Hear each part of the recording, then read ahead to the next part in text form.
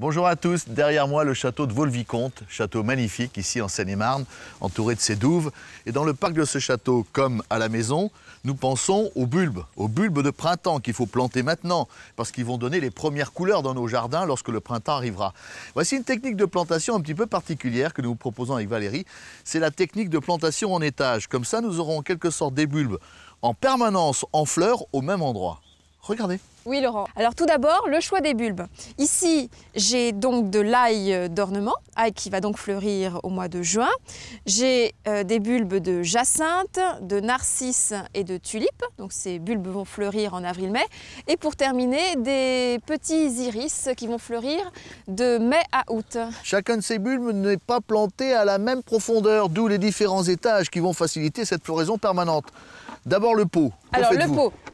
Alors au fond, je vais tout d'abord étaler une couche de drainage. Donc là, j'ai tout simplement récupéré des tessons de poterie que j'ai désinfectés. Ouais. Donc c'est toujours pratique de récupérer, quand un pot est cassé, il sert toujours. Mettez du terreau au fond. Voilà, du terreau très léger pour les bulbes. Bon. Voilà, je recouvre. Ensuite, je vais placer l'ail, les deux bulbes d'ail d'ornement.